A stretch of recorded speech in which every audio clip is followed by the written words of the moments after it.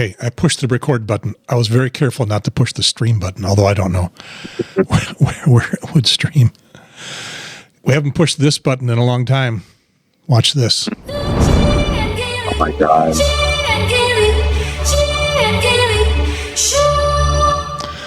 And here's what I'm positing for the show title. Oh, I totally forgot. Do you recall that back in the day when Jay and I were doing a show, that I would be completely inept at doing the technical part, even though it was my responsibility? I remember some trial and error. And I would forget things. I totally forgot to bring up the music thing. Here we go. So after that happens, it's supposed to play this. And it didn't play that because I didn't turn on that channel on the mixer. Let's try this again. After that happens, it's supposed to play this. Once upon a time, I was the king of the dial. I used to be a radio guy. What happened to me? I'm just another idiot with a pod. Did that make sense to anybody? Do you even remember hearing it? Yes, and I mean, I understand the song parody. If there's another level, I'm not sure I got it. It's just, we're a couple old radio guys. I was never king of any dial. Maybe for a month or two in Arizona out of my entire career. Jay was king of dial for all the time. And then podcasting is sort of the refuge, the last refuge of washed up former wannabe radio stars. Well, of the impulse of wanting to do these things. Yeah. Yeah, that's where it's gone. All right. So welcome back to the Jay and Gary Show, everybody. Over there on that side of the screen is Dale, Jay's kid. And on this side of the screen is me, Gary, Jay's brother. And missing at the moment, and may appear at any time, is Jay's daughter, Sara, who was, she's working as a waitress, I think, or is she working as a bartender, a waitress? What's her job? For some kind of a restaurant, bar and grill situation. That's all I know. Yeah. And this being New Year's Day, last night being New Year's Eve, she was working until probably just got done. And although we had set up approximately now to record, she is nowhere to be found. And she may show up at any time. Yeah. So here's the deal. Well, for one thing, so what you got right now is me, an introvert guy who doesn't have conversations very well unless there's one of these things in front of me, which makes me a professional broadcaster. Mm-hmm. And Dale, what's your excuse? I mean, give me a topic and get me started, I guess. But I need the structure right now because I'm floating in the wind in my own life. Did Jay ever attempt to get you into broadcasting other than the one time we brought you into the booth when you were approximately, I don't know, maybe 3 or 4 to record intros and bits for me when I was starting my massive radio career in Arizona back in 1987? So I thought about this before and after the incident this year, his death. And he wasn't that into like explicitly trying to get me to do things or shape me to do anything. But he brought me to work an awful lot when I was a little kid, and he showed me all the things. He showed me the 4 tracks they used and the machines they had to erase them, and showed me how they were beginning to digitize a lot of operations back then with these, they were Macintosh Classics. And so very early in the computer world, in the Yeah, personal but they were computer all hooked world. up to the analog equipment and the soundboards and everything. And he showed me all of these things as he did them, and I had the opportunity to observe, but he never said, you need to do this, or gave me, I would help him. I would like hold things or copy things, or, he would teach me how to erase the carts, so I could erase a lot of them for him. To give you the grunt work. Yeah. And that's the stuff you have to be comfortable with to do any kind of career or job. So, but he never, I wish he had given me that nudge. Maybe I needed that little extra, but I also don't think I could have sustained the career seeing what I grew up into. Yeah. So. There's a spark or there isn't. And he gave you the opportunity for a spark to ignite. I could do it if there weren't other elements to it that I could not do. Like, there are parts of it that I think I would have been great at. But. Yeah, well, there's within our world, our Jay and my world, there's the on-air part, but there's far more opportunity for technical work that is not on the air. Mm-hmm. In radio, maybe not so much. Most radio stations, it's a combo operation. So you've got the office, you've got maybe a production person who assembles commercials and stuff, and then the on-the-air jocks, and then that even that has disappeared. It's all becoming automated, and so. But in the television world, which has been most of my life, most of the jobs are not on the air. Most of them are behind the scenes, and there's tons of those. And there still are, although automation is taking some of them, but there still are. But I think what intrigued you was the computers. Yeah, definitely. Because that's where you went. Yeah, and that's what got me into Macs. I was big into the beige Macintosh computers in the 90s.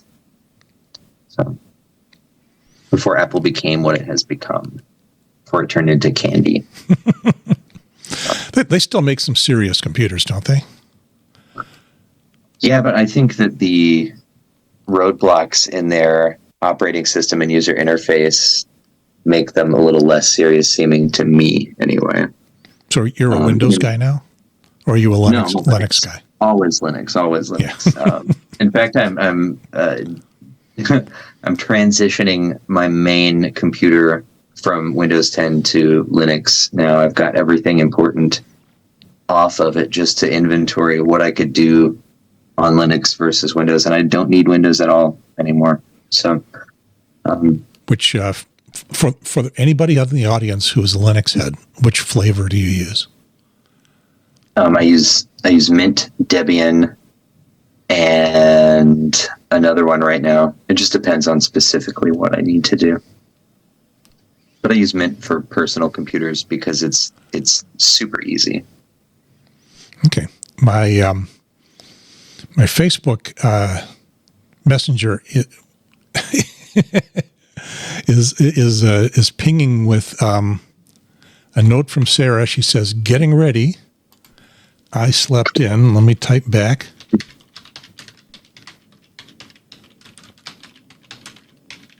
I've started. Join in when you can. And I'll put an exclamation mark to show I'm serious about it. And I'll get ready for the 3-shot.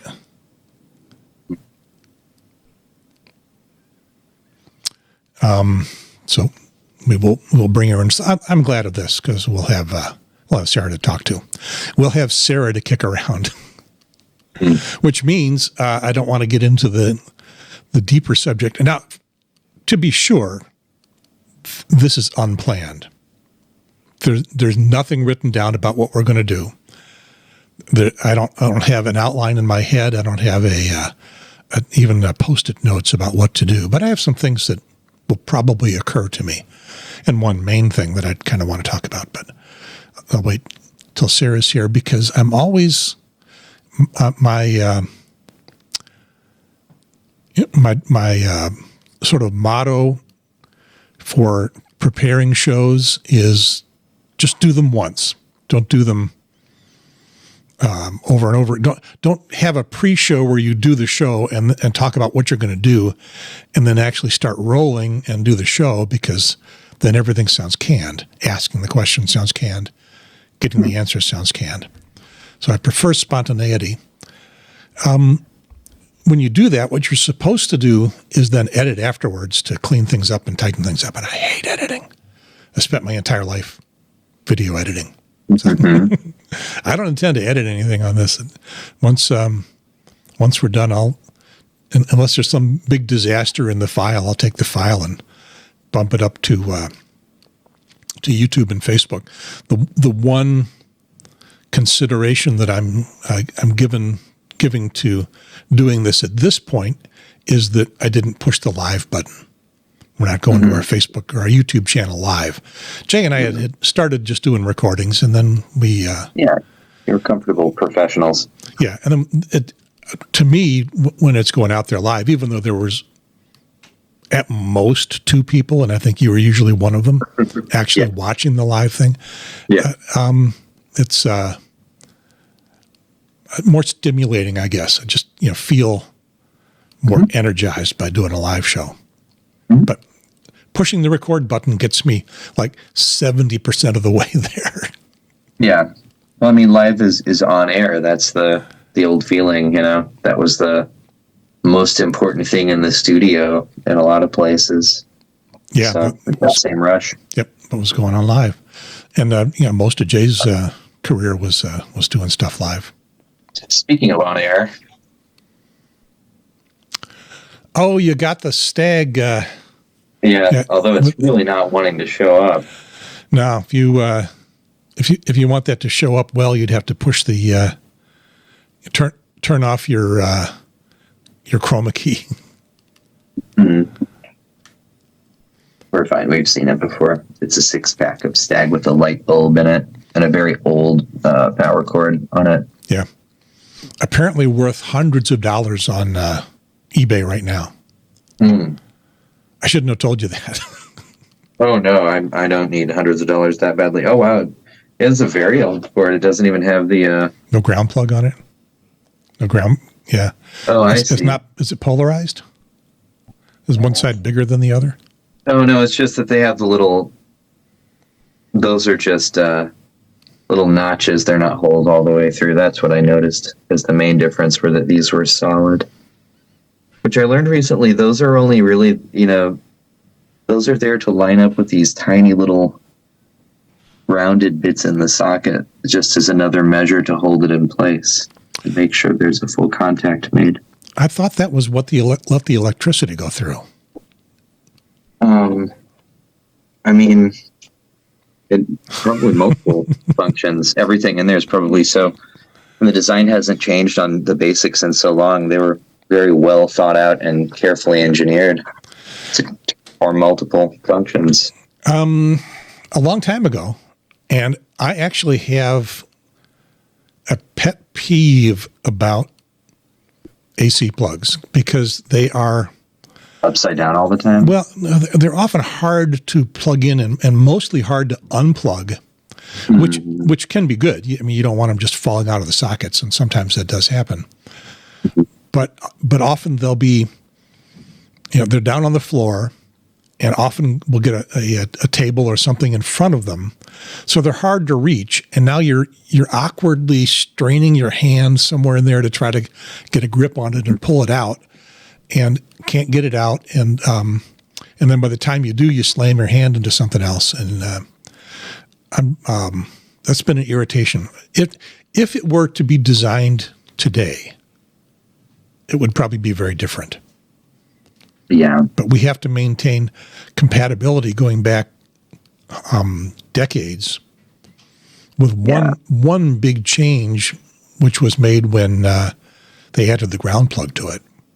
And probably prevented many electrocutions. I mean, it can't get any simpler. Yeah, it's going to be a very long time before that changes. Yeah. I mean, there's 2 different standards in Europe. There's the British England, Great Britain, that's not Europe anymore, right? It kind of used to be, and now they're anyway. They got their own, and then the continent has a different one.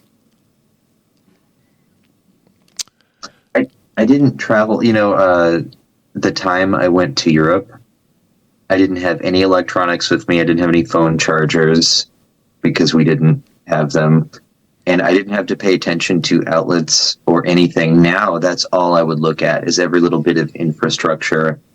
I did not pay attention at all. I wish I had. And if I had a phone charger, of course, I would know everything about power outlets while I was there. One of the interesting things that's occurred with the all of our devices, phones and tablets and the relatively low power things, is that all of their chargers, all of the devices you would plug into the wall, handle the European standard as well as the American standard. In addition to being a different plug, it's also a vastly different. It's double the voltage. Here, our voltage is. When I grew up, our voltage was 110 volts. Now it's 120. I think, and that's just to accommodate spillover. I think without shorts and sparks and hazards. But in Europe, it's 220 to 240, and they do fine with it. Plug your oven in anywhere over there. Yeah, but your phone charger would handle both. So all you got to do is put the adapter plug on it and plug it in. Older and hair dryers and things like that are designed to handle both voltages. Back in the day, you had to bring a transformer with you, which meant that half of your airline luggage weight was taken up by bringing a transformer. And it would overheat because you're always going to try to use an appliance that was going to draw more power than the transformer was designed to handle. So welcome to This Week in European Electronics. As we wait for Sarah I told her, join when you can. I should have said, hurry up. She's brushing her hair and putting on a little makeup. Could just put a hat on, things that we wouldn't have to worry about if we had dedicated ourselves to being just an audio podcast. I need to be able to see the people speaking. I've figured out for myself, and it's been incredibly hard to get into audio only anything. Audiobooks, I fall asleep faster than when I read. Telephone calls, of course, have been around since before all that other technology. And I was never much for long telephone calls either. So yeah, there's a couple of people that if I'm talking to them on the phone, it'll be a couple-hour conversation. Of all the people that I know, I understand that kids today don't like talking on the phone at all. They would much rather text. They're afraid to call people in businesses. I'm at least not like that. Yeah, well, you're not a kid anymore.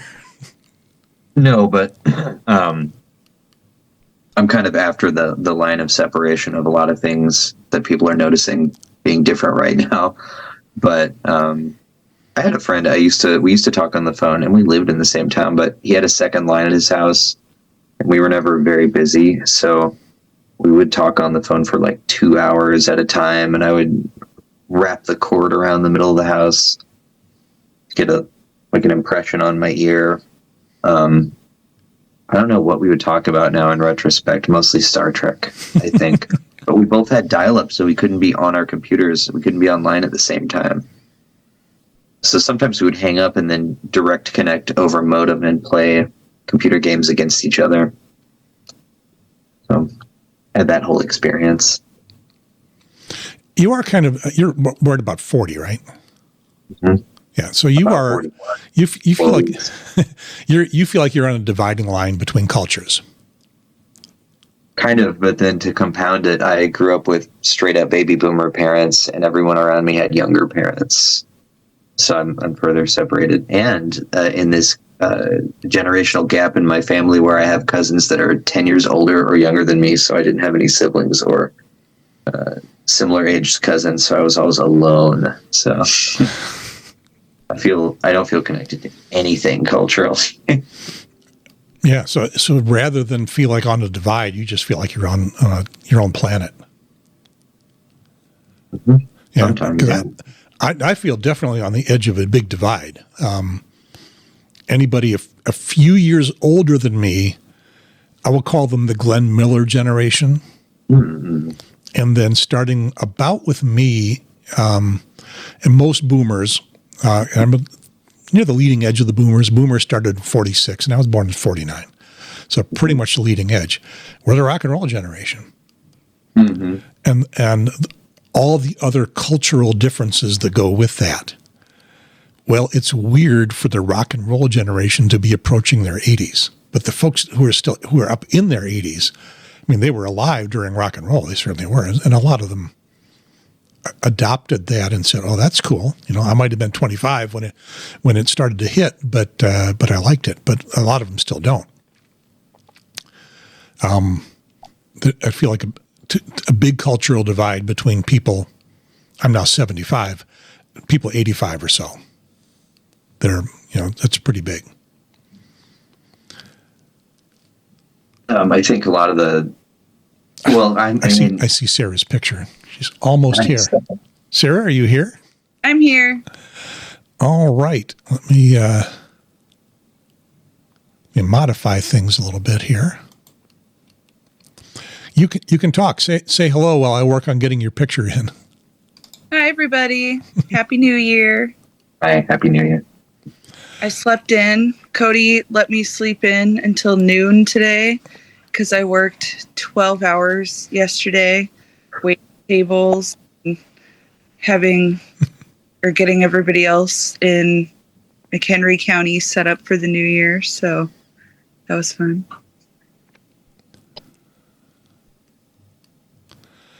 Okay, Jay's over here too. He's just being a little fuss. You want to say hi? Look at my dino bracelet. Hey, Jay, can he hear us? Yeah, but look at my dino bracelet. A dino bracelet. Oh, let's check that out. Can you say your name? What's your name? My name is Jay. Little Jay. I am little Jay. Yeah, you're little Jay for now, but you won't be little Jay all the time. Pretty soon you'll just be Jay. And then after that, you'll be Big J. Yeah. How old are you? I'm 4 years old. When did you turn 4? I ate all my healthy vegetables No, when's your birthday? in December 28th. Good job. 7 days before Grandpa Jay. Before he passed away. That's right. Yeah, you understand that now, don't you? Wow. He does. He made the connection. Our cat passed away a couple of years ago, and I had to He passed away. That's right. I had to explain death to him in a very simple way. And then, when Grandpa got sick, he made that connection that Grandpa was sick, just like Tater Chip was. And that was it. We didn't really have to explain it further.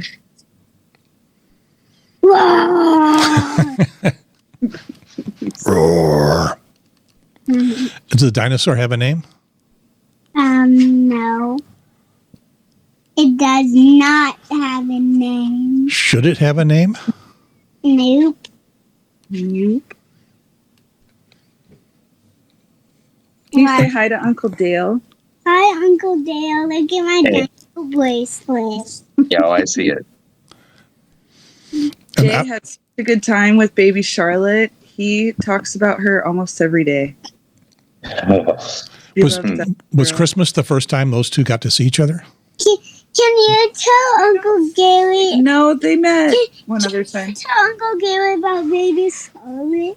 Yeah, baby Charlotte was so cute. She's so little. He held her on the couch and he was talking to her. He really liked making her laugh. Right? Yes. And we ate breakfast with her. Pancakes and butter and eggs Yeah, so delicious. and ketchup. That's right. And ketchup. And Yeah, ketchup. I'll share a picture of them together. Jay likes ketchup with his eggs. Yeah, and soy sauce and rice. What happened? Oh, look at you. Yeah. I think she's asleep in the next room because I don't hear her crying right now. Oh, that's very cute. And they are Grandpa super Jay's cute. chair. Hmm. That was Dad's favorite chair. He would take the best naps in that chair. Well, we were randomly The thing is, my waiting for- daddy around saying I can't pick my nose. Jay. you can't pick your nose? No. No, he picks his nose and then his nose bleeds. Oh, yeah. So it's probably a good idea not to. And he eats his boogers sometimes, so we've told him that Yeah. it's going to make his stomach very upset if he keeps doing that. I don't know whether that's true or not. I didn't, though. But as Jay, Big J, was so fond of mentioning from time to time on the podcast, when I was a kid, I had a booger wall. Because I would pull the boogers out and I would stick them on the wall because you don't want them to go to waste. It was fun to see them dry out. So, Jay, I recommend a booger wall.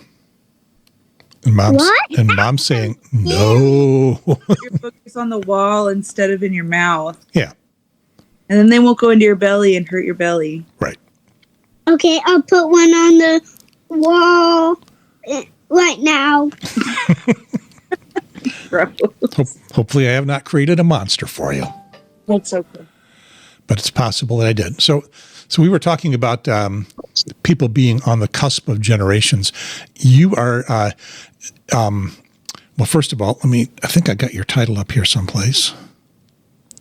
I think I'm considered a millennial, but like at the tail end of millennials. I was born in 94.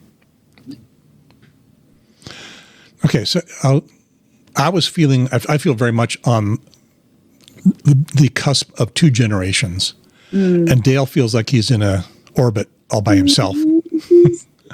Yeah, what is your generation called, Dale?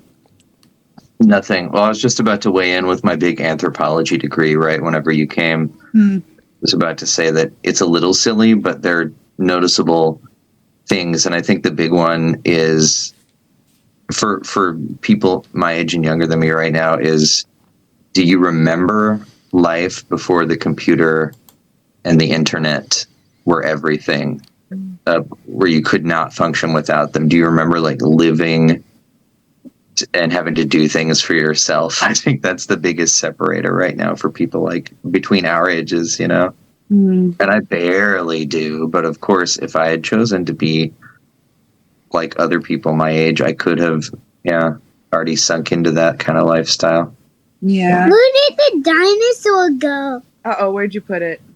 I lost it. Oh, well, you better go find it. I remember always having a computer and always having internet, thanks to parents that were both in digital media jobs. But similar to that, the biggest thing for my age group is remembering a time before smartphones Yeah. and when you still had a house phone. And I think I got my first smartphone when I was a junior in high school because Dad and I got the same phone. I always wanted to have the new flashy phone, and so he always upgraded with me, and we got Blackberries together. And then when the touchscreen phones became popular, we got touchscreen phones together, and that changed the game, and it was over with after that. Phones are what we were talking about originally, and Uncle Gary was mentioning that young people seem to be afraid of using the phone, afraid of calling people or staying on for a long time. Yeah, what do you say about that? Yeah, I think a lot of people are like that. They'd rather get a text. I hear that all the time. Do you feel that way? Because you're 10 years younger than Dale. You just Yeah. Is it inappropriate to mention your current age? No, I just turned 30 this year. Which is a big Dad thing. died the day before my birthday, so Yeah. that was fun. But no, I prefer calls. Honestly, I really don't like texting because I will start a text and then put my phone down and forget about it. So conversations usually take a long time to actually have. So I'd rather just call and get. I think we things found out the of dinosaur. way. We found the dinosaur. Yes, good job, Jay. Thank you. Good job. But yeah, no, a lot of people are like that. They would rather just text, so they'll ignore the call and then text you back later. And that's where I disconnect with people, I guess, because I don't know. I'd rather just call and get things figured out immediately than wait a week to have a conversation. So you are not representative of your generation. No, not totally. I guess not in that way. Yeah. And I would love to be able to get into the mind of someone like half your age, someone at 15 or so these days. I don't know anybody that Dale says, don't do that. Toilet. Don't. It's so hard. My little brother is 10 years younger than me, and I get very frustrated. Jay boy, thank you, my love. Thank you. Thank you. I get really frustrated talking to him because it's just such a different world. Like, their slang is different. The way that they dress is different. Their ideas about things are different. And it makes me wonder, I guess, what it's like. I don't know, like when my dad and I would go to breakfast and we would talk just about daily life, I wonder if he got annoyed listening to what I was talking about just as much as I do with my brother. There are things that don't change, clothing, slang, but, the communication thing, though, I think we can claim that as specific to our time. Yeah. Because of phones, mobile phones. I mean, phones had a good, 80 years before we were born. But then mobile phones changed everyone's expectation of when you can answer the phone, when someone's available. And then smartphones and everything else, it's like people are expected to be accessible. If you're not, you're like nothing.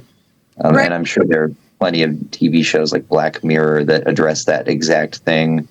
But it's been so fast. I can remember when you did not need to be near the phone, when people did not need to be able to contact you, when you didn't have a public outward profile that you made to let people see who you are, and you didn't have to. That change has been so profound. I think we can sit and complain about how kids talk today around that stuff and not be just like old people before us, Yeah. It's not one of those things that always change. Well, I mean, it is now with technology being a major part of our lives. It's always going to be yeah. That's the thing that I have a problem with, is being expected to be available all the time. And it's like that with jobs, I've noticed. Like my current job, they have this app called GroupMe, and it's basically just a big group chat. But I have it on mute, and I don't look at it until Monday, when we're expected to give our availability for the next week. But they'll sit and talk about things, and I'll come look at it and recap the week. And there'll be a whole conversation going, changes made, ideas thrown out, and whatever. And I'm like, if it was really important, could you guys call? Or I don't know, do we have to? I don't know. I just don't like having to look at my phone all the time and be expected to just be present all of the time. I don't know. I really kind of wish that I would have grown up in the age where you just left a message on someone's machine and you checked it at the end of the day. I was going to say that. That's what I did. I'd come home from work and I'd play the messages that were on my answering machine. Yeah. Yeah. I really like the show Seinfeld right now. And that's one of the big things I've noticed, that they kind of just show up at each other's places or they check their messages at the end of the day and then get back to them later. But they still get together. They still make plans work out. You know, they tell each other when they're going to be somewhere, and then they're there. I'll give you a hint how that works for them, because it didn't always work for us. They have a script and a producer. Right. They're just squishing it all together. You did sometimes have to knock on somebody's door to see if they were around back in the day. That was a thing. And I know people are terrified of that now if they can't make a phone call. I get the not making a phone call. I would never just show up at somebody's house now. I can't even imagine. Oh, yeah, not anymore. No. Yeah, I had to drop a package off that was misdelivered to our mailbox. We're in one of those places that has all the mailboxes in one place. We don't get delivery to our house. And so a package for someone else a few blocks away was stuck in my mailbox. And it wasn't somebody I knew, a neighbor, but not somebody I know. So I went by their house, and it was dark, and thought, well, FedEx leaves things sitting outside all the time. We have a safe enough neighborhood. I didn't feel bad about I didn't want to ring the bell because it was dark, and I had some of that feeling, though. I don't want to scare the hell out of them by having some stranger appear at the door. Big hulking man stranger. So weird. Don't expect it anymore. Yep. And I mean, I've fallen into feeling the same way about texting versus calling and people knocking on my door now, because that's how it is. And it's just convenient to go with that. But if somebody pulls in my driveway now, I'm like on it. I'm not terrified. And I know people who are terrified, and they have a whole other set of issues.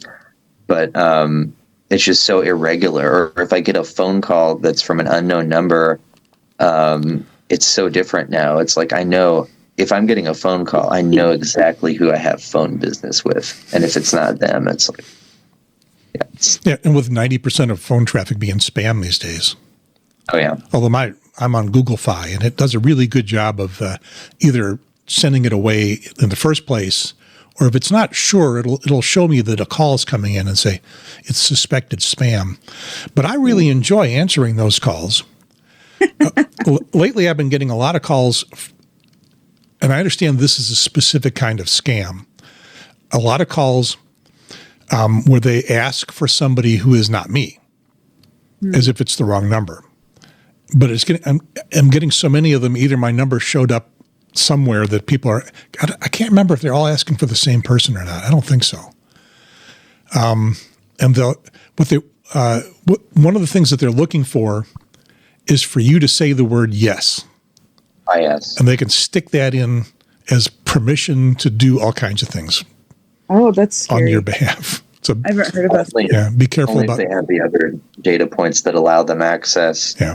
And that's an old thing too. That I've heard of that one for decades. So don't say yes. Don't say.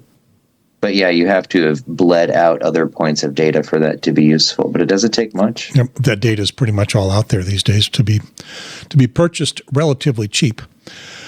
Yeah, and I mean, passwords every time I log into what's the big one? Ancestry.com. And I'm not even really active on there, but my phone always warns me that was in a data breach. So,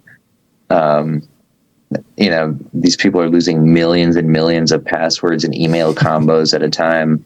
One purchase of that software to correlate those. Yeah.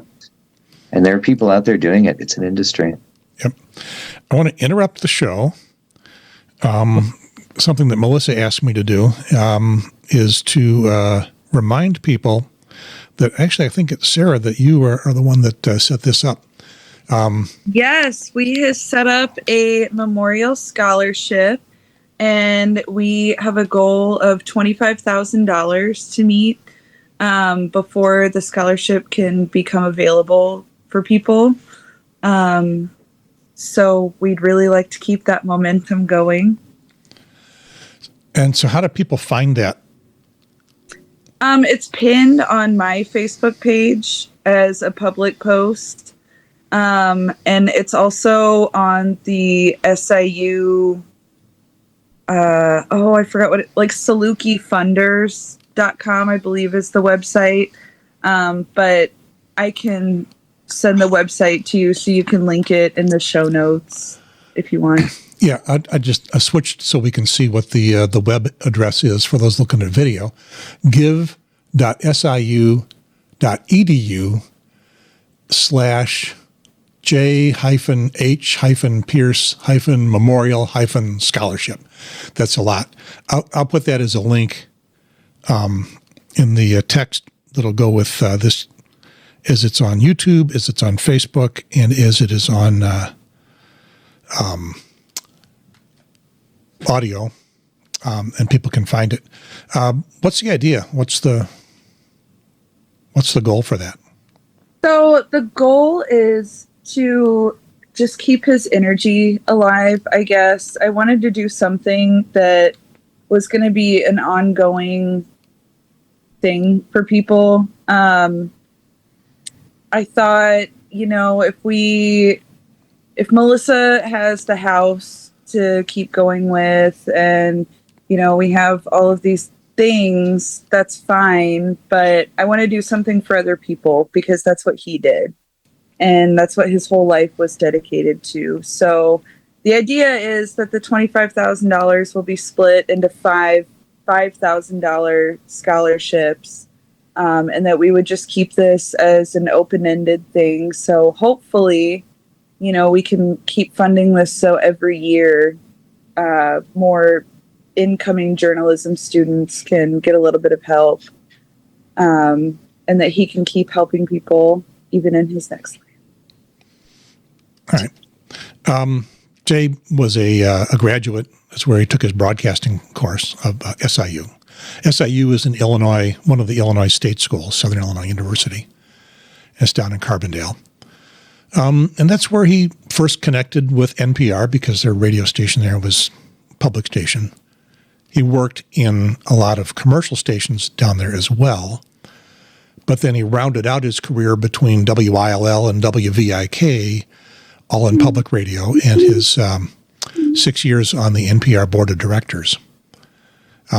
So he's well known. A lot of people around the state know him. He's not what I would call a major celebrity. He's kind of a medium size, in the right circles, well-known celebrity. He's your favorite broadcaster's favorite broadcaster. That kind of. Yeah, I've heard that a lot. Yep. So what I think you're discovering is that it is hard to get the word out, to get lots of people who would to learn about it, who would contribute. Is there a specific contribution that you'd be looking for, or is it just $5 and up? So it's really anything that people feel like they want to give. My goal for January and February is to figure out how to fundraise like he did.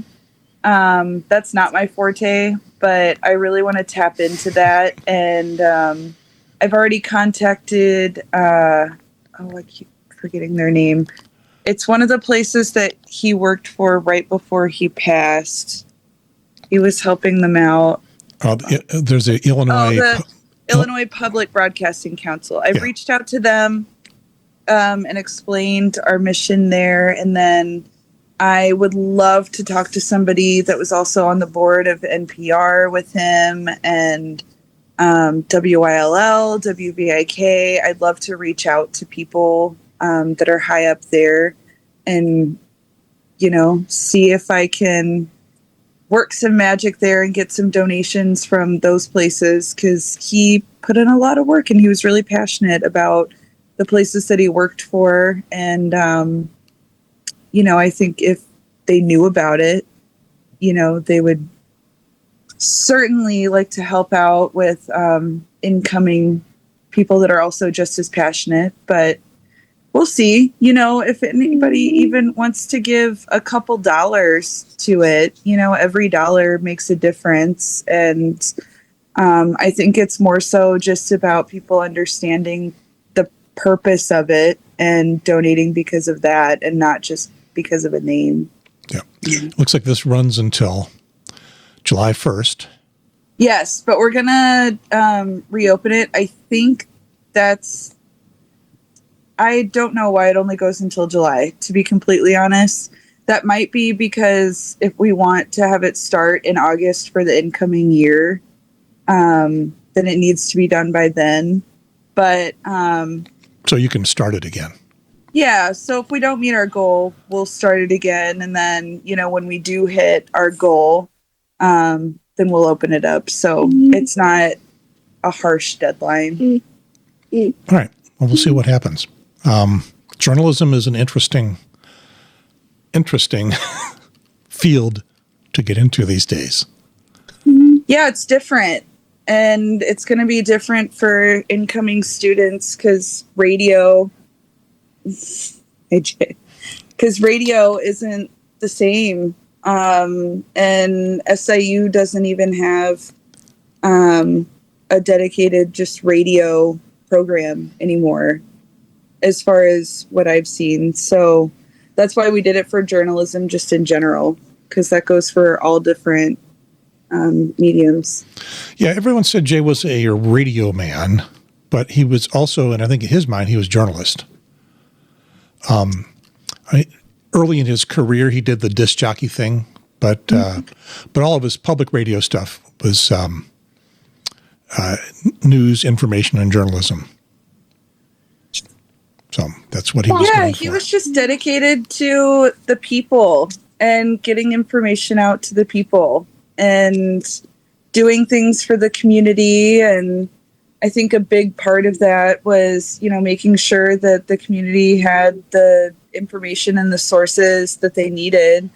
One of my favorite stories that I've heard was that there was a huge storm coming in, or like a tornado or something, and he dropped what he was doing and went to the station so that he could get on air and warn people about that. And that's how he was when he was young and when he was older too. He just wanted to make sure that people knew what was going on, however he had to. I remember him being on TV a few times for pledge drives. He did radio. He did, obviously, the podcast. However he could talk to people, he would talk to people. Yeah, he had a pretty good face for TV. A lot of people on radio have what they call a face for radio, which means they're ugly as sin. But he was a good-looking guy because he looked a little bit like me.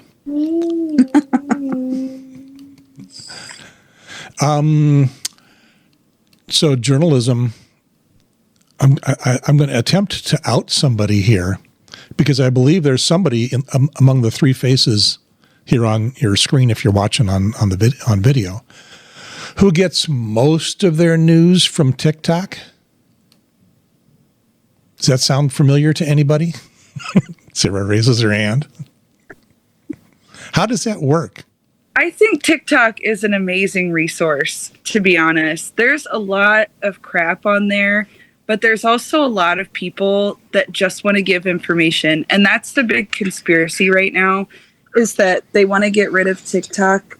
I know. Thank you, my love. I was doing my homework. They want to get rid of TikTok because people are getting information that the government doesn't want people to have, like how to grow your own food and how to be self-sufficient and how to get the right news sources and,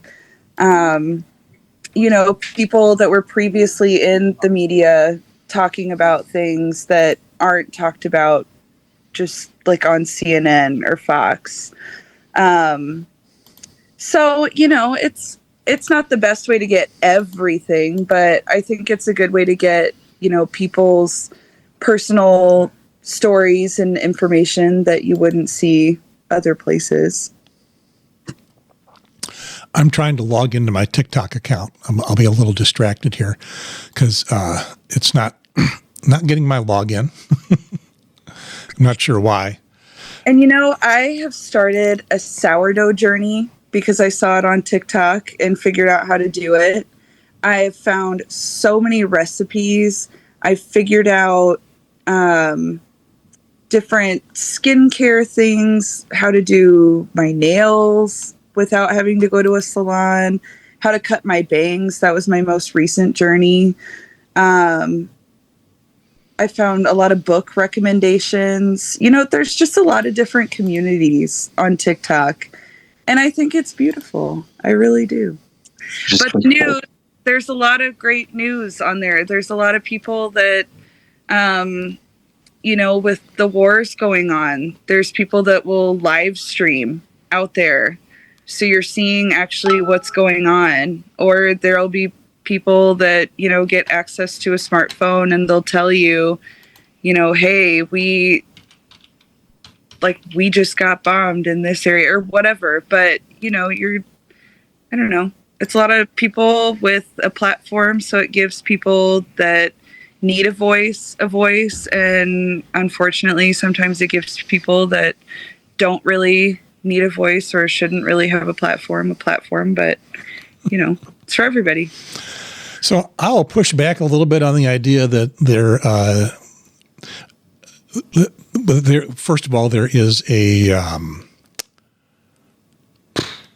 it a bill? Did Congress vote to ban TikTok? Was it a presidential declaration? I don't think I even know the details. Bill, and then they gave a certain amount of time for the company to sell so that sellers shut down their U.S. operations, and it would be the day before the inauguration, so the 20th, I think, or 19th of this month. The Supreme Court's going to hear the case, and Trump has been lobbying the Supreme Court to say, just put it on pause until I can sort things out. TikTok helped him out. Well, he was the one who started the push to get it shut down because China is manipulating the data they get from it. And I hate to agree with him on anything, but I wish they would apply this equally to Meta and Google. And because the reason I can't agree with the usefulness of any of them is that they're all formats that are just, to somebody who likes things to be linear and make sense and who is capable of searching for things themselves, it's a nightmare to navigate these things for me. I don't use them because their intended purpose is whatever Mark Zuckerberg or whatever his weird idea of how people should communicate is, and they don't allow for true freedom of communication because you have to get everything shaped in whatever format, whether it's a character limitation or if it's how long the videos can be. I think we could do better. I think if we really wanted to freely share information, the tools are out there, but they have packaged their idea of it and it's very convenient to use. But I kind of secretly am cheering for it to get shut down. So, well, not secretly. I'm cheering for it to get shut down. Openly cheering for it to be shut down. Yeah. Do you have a first lesson also about resourcefulness? Do you have a First Amendment thought? No. And how do you get around the First Amendment on shutting something like that down? Well, it's not being shut down because of freedom of speech. It's being shut down because it's being used as a surveillance tool by somebody that we claim is like our state enemy. And it really is. It actually is. So, and not even them, anybody. Like the way that billionaires look at giving us software is they look at how they can harvest information and money from us. And I just would love to see us use things that's not the primary function of the software. The primary function actually is to let us communicate freely without restrictions. And we would fund that. Somebody like me would pay for something that was like a Wikipedia of TikTok, that belonged to everybody and the infrastructure belonged to everybody. And I try to use things like that, like Blue Sky or whatever. But the whole Twitter culture is there too, and it's full of bots. And we're at a lot of these things where we can't go back with language models being used to determine what happens with people's lives now. You're talking about AI, chat GPT sort of thing. Which I'll call it what it is. It's a language. It's a bunch of code. It's really dense code. It's not artificial intelligence. Leo Laporte likes to call spicy autocorrect. Yeah. Yeah. But,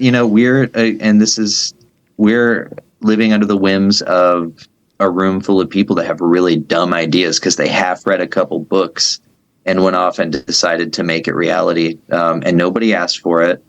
So I would like to see us freed from them and their ideas and establish some kind of real free infrastructure for the people. But, and that's kind of what was behind NPR and public radio and public broadcasting to begin with. And so who could create something like that? You wouldn't want the government to do it because the temptation is too strong. I would prefer the government to corporations in some respects, but there are, hundreds of millions of interested and engaged people out there with low to mid-level resources. It's just that we're all so busy doing things every day that we don't want to do, that we can't establish greater things, at this point. So I'm just dreaming. Those are my dreams.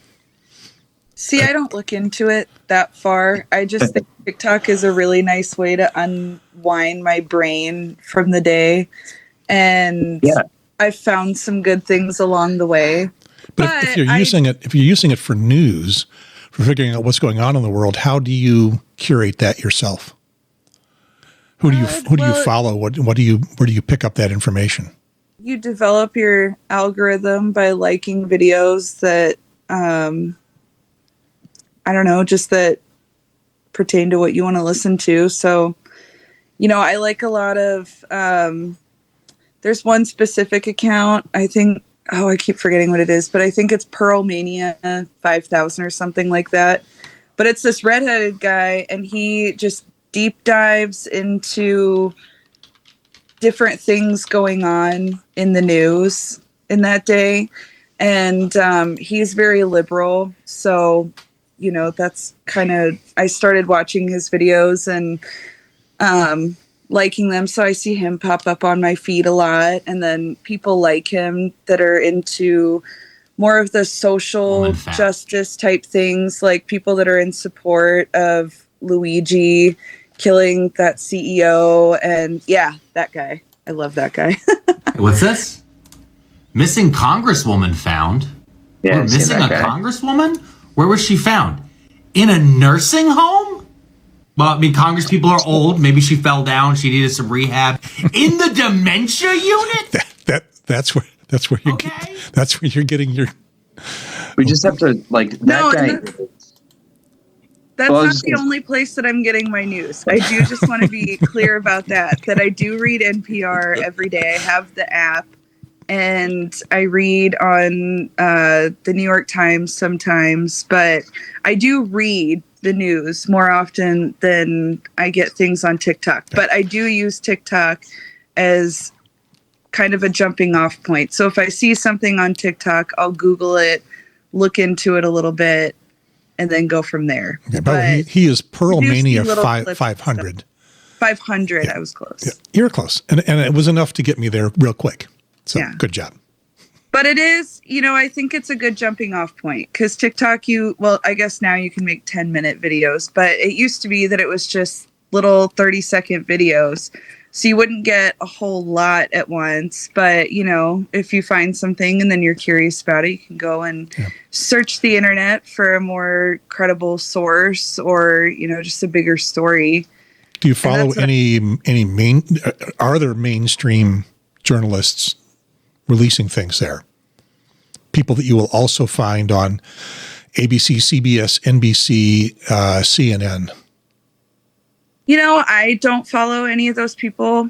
They're there probably, but I think they all have TikToks, but I don't really trust big celebrities in their TikToks because they usually have social media managers that make videos for them. So like on Instagram, Facebook, all of that, that's not really them doing it. So I don't know. It's usually just clips from their shows. I mean, I let people curate media for me. So I know how to find a source and trust it and everything, but there are a few people you find people you trust, and you can find them on TikTok or YouTube or whatever, and then you can kind of look around them, see who's around them, who they're associated with, to find other people that you trust. And it's still possible to have genuine trust and communication with people, for sure. Who's that one guy that I follow on like 8 different platforms? Ryan Tyler Cohen, is that his name? BTC. He's a left-wing commentator that's very well connected and keeps it real. I'll look. I'll start with the.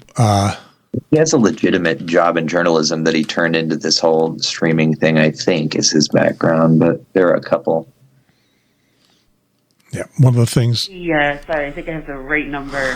Hey, Davey, just wanted to say. One of the things irritating about TikTok is as soon as you start, it's playing.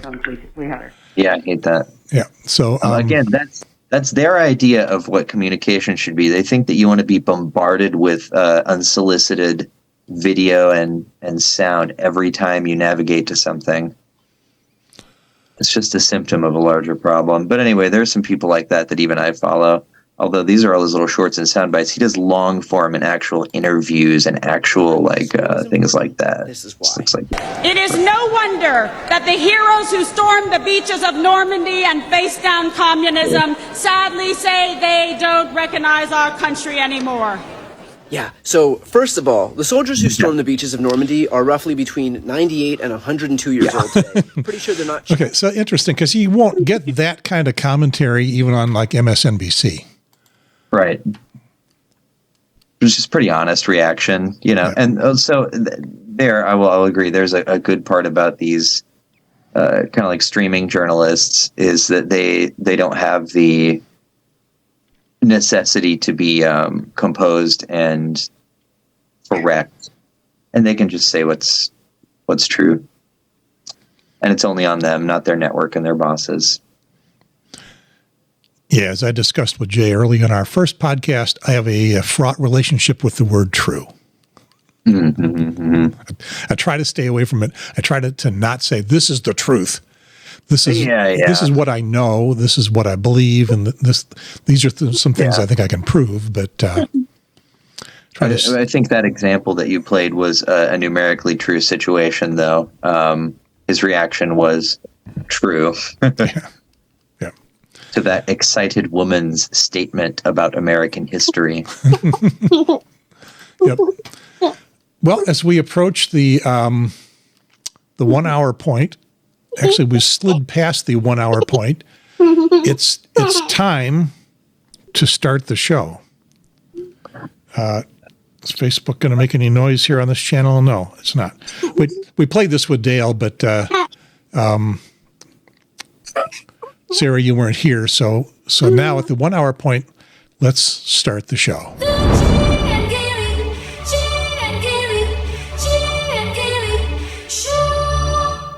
Once upon a time, I was the king of the dial. I used to be a radio guy. What happened to me? I'm just another idiot with a pod. So, No Simple Podcast is the title that I have chosen for this episode of the show. As we come back, the last one, a couple of quick blurbs as Jay was in the hospital last time I was there. And the last one after he had passed away, the morning that he had passed away, is the last thing I put there after. But we had a couple things afterwards, an attempt to stream from a couple of the memorials, which were somewhere between in Champaign, a total failure, and in Carbondale, it was there, but it was difficult to hear. So those things have been on the channel, but this is the first time that we tried to do a show since Jay passed away. And so the title, No Simple Podcast, I like to insert the word podcast in place of what might have been an original or some more appropriate word. Do you guys have any idea what I'm talking about when I say No Simple Podcast? Everybody's shaking their head no. So let me play something that will probably spur your memory. The There's a line in this song, right? No, Simple Highway. Yeah, we'll get there. I don't know if this was Jay's favorite song. I know the last week I was there when I could talk to him.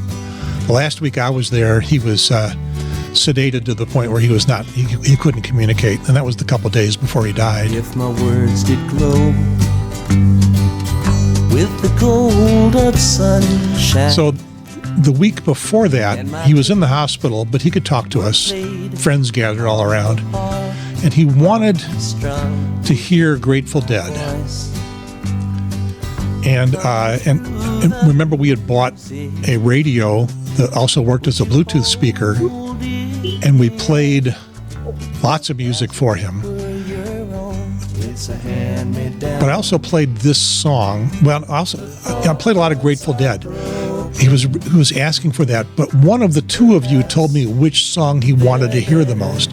Is this ringing a bell? Not I. That was me.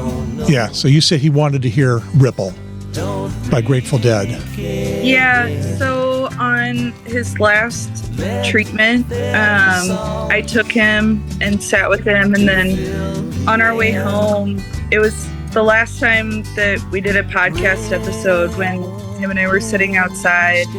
He'd had a really good day, but we were in the car, and I was playing the Beatles. And he was like, "Oh, this music feels so nice to listen to. I've got to show you a song." And he showed me Ripple, and he told me that was his favorite song ever. Okay. And that I needed to listen for this one little bit. Here it is. And when that little bit played, he started crying. And it's coming up. Here it comes. That was not made by the hands of men. There is a road, no simple highway. We're all gonna cry. Between the dawn and the dark of night. And if you go, no one may follow. That path is for your steps alone. That's the line, right?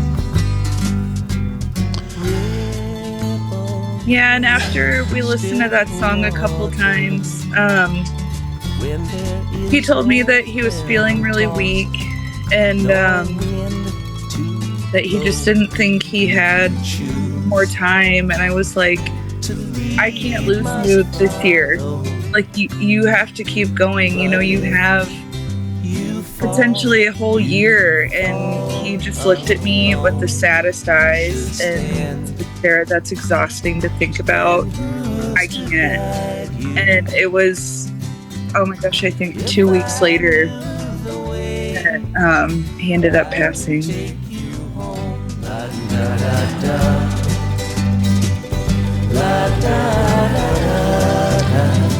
So my connection, my memory of this particular song, after you told me which one it was, and I played it,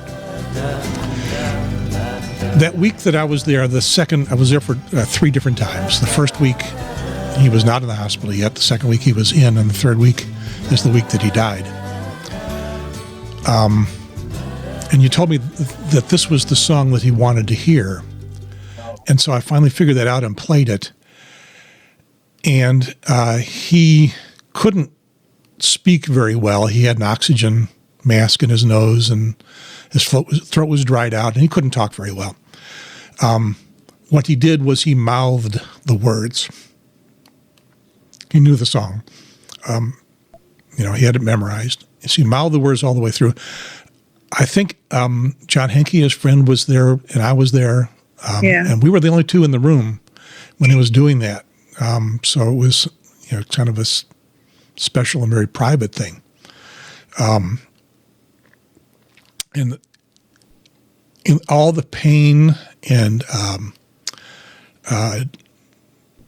just futility that he was feeling, that he described to you, hearing this I got the feeling that, and the rest of the music and all the friends around gave him a lot of comfort.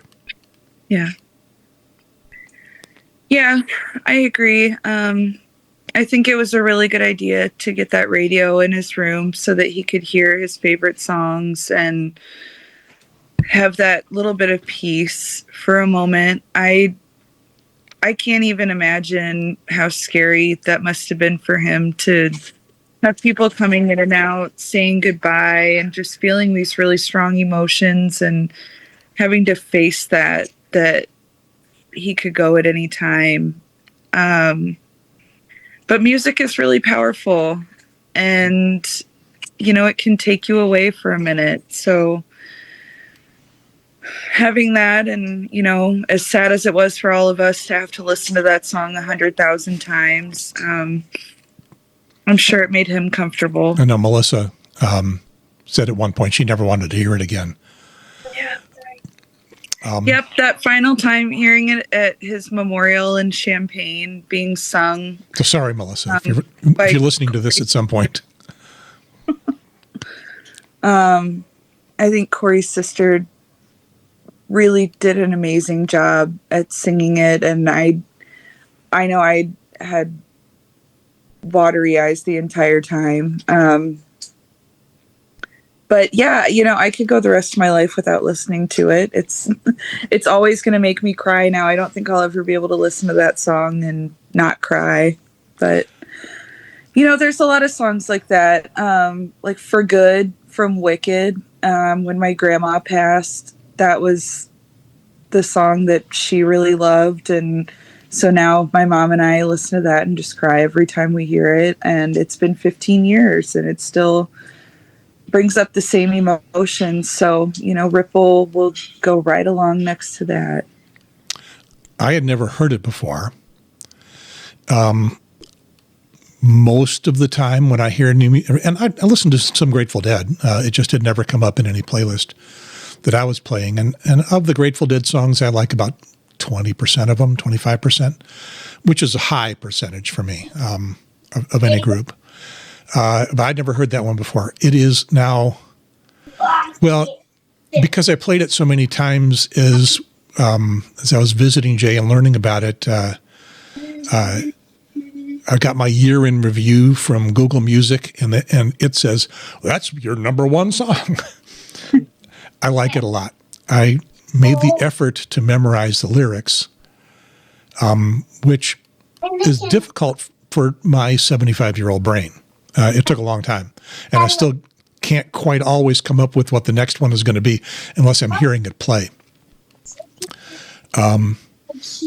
When I told Cindy about it, I said, yeah, you know, just trying to understand what the lyrics are. It's a bunch of non sequiturs and, you know, bizarre connections. And she said, welcome to the Grateful Dead.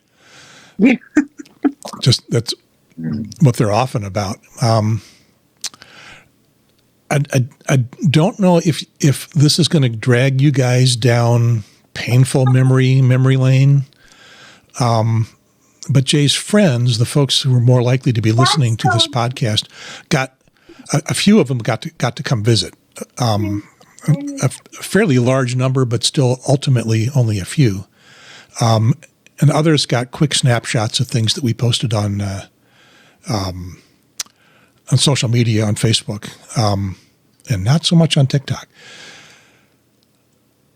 But I'm wondering if they would benefit, if we would benefit from a little bit of remembering the few weeks that we went through that went from when he was diagnosed the first time in May to when he passed away in April, what our journey was as we went through that with him. One of the things that I remember most distinctly, among many things, is that we thought he had more time. From the very beginning up until almost the very end, we thought he had more time. Well, I think that's the hard part. He thought he had more time. I don't know if he was just being extremely optimistic or if he, I don't know how he thought originally it was 3-ish years. But as soon as I started reading about it, I knew that was not likely to happen. And I read about it pretty much every day just so I could keep myself realistic. The 3 months was still shocking, of course, because that was so quick. But I didn't think that we had 3 years. I was mentally preparing myself for much less than that.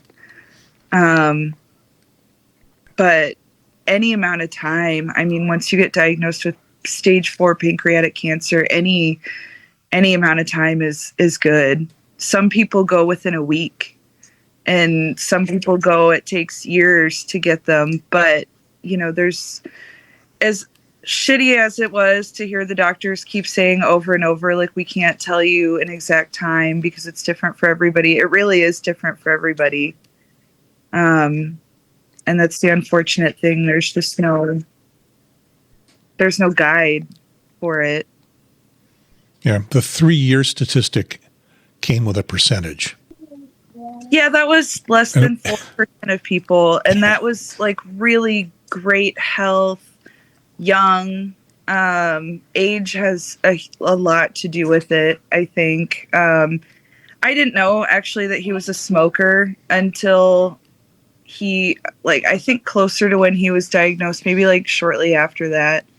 And then I just found out over his birthday, Corey had a special pack of cigarettes, and he was like, in honor of your dad. And I was like, what? And he was like, these are the ones your dad smoked. I'm like, oh. I didn't know. I didn't know that he was a smoker like that. But, you know, that has a lot to do with it also. So I don't know. It, you know, even a young, like if I got pancreatic cancer, I wouldn't expect to live more than a year, just, you know, because so few people do. But yeah, it was fast, and it's still, I can't wrap my brain around, you know, the timeline. That's the hardest thing to think about.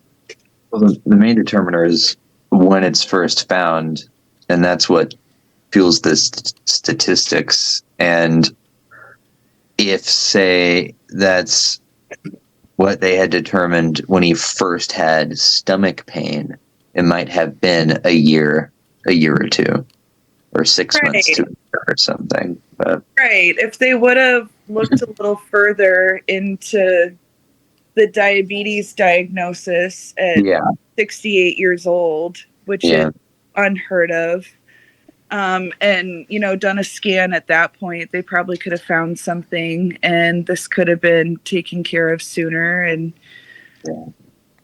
who's to say, honestly, because, you know, then you think about the chemo that he went through and how big of a toll that took on his body. And, you know, would he have had to go through that for a longer time? Would they have been able to do surgery? You know, who knows, like, what his quality of life would have been no matter what stage they found it. That's the thing I think about, is like, at least he was put out of his misery and didn't have to go through chemo and not eating and not enjoying life and not, I mean, he couldn't do anything. Those 3 months were spent just miserable.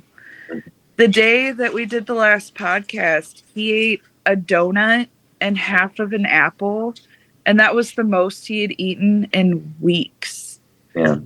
And we hung on to those little breakthroughs as if they were going to make a big difference, and they couldn't because they were too isolated, too small. Yeah. The best case scenario there for weeks was for daily chaos to end and for us to go home sustainably, because there was an idea that there could still be a window if it was 2, 4, 6, 8, maybe 2 months, weeks, I was saying, into months, that he could have some kind of like convalescence at home, and just be stable.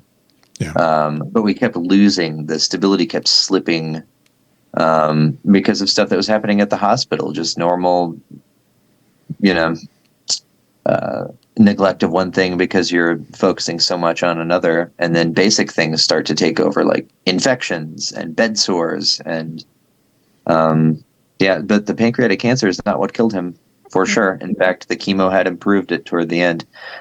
As I understood it, the only prognosis with pancreatic cancer that is longer than a year is if it is caught early enough to remove kind of the head of the tumor from the pancreas before it metastasizes.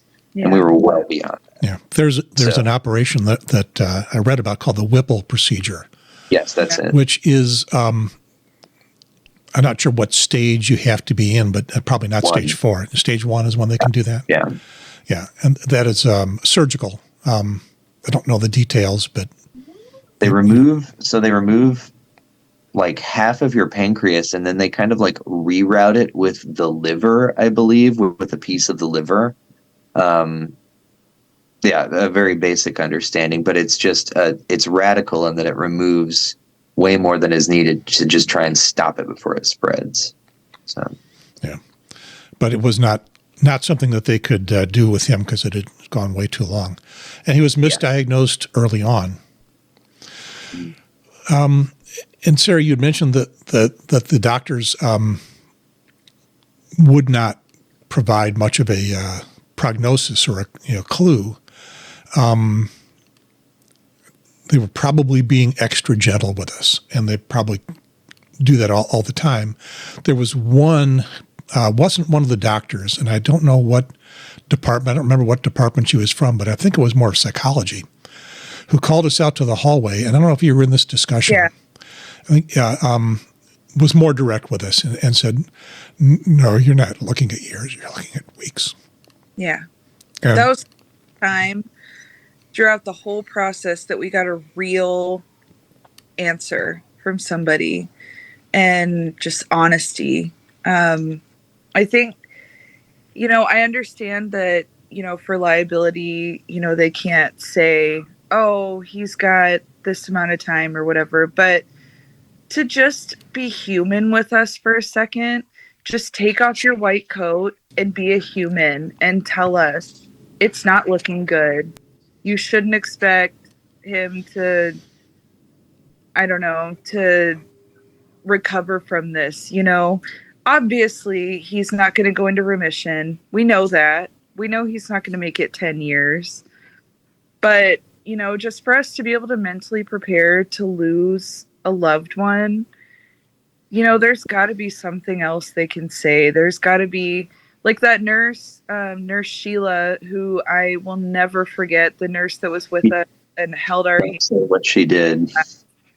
She was the realest one, and she was the only one. She said, just outside of being a nurse, I have seen multiple people with this condition, and it's going to be like you're in the last 24 hours. And then held our hand. Yeah, that's all we needed was someone to say, I've seen this happen 100 times, and this is how it usually goes. Exactly. But between insurance, administration, everything, they can't. Yeah, that was very frustrating. Having 20 doctors come by and not know anything different at the end of the week. Not knowing anything for certain because each one contradicted the other. Yeah. That was nuts. And then we had doctors and nurses coming in who didn't know what the last one had said or done, or who didn't know his current condition. They were saying weird things to us that were inappropriate. Yeah. It was such a mess.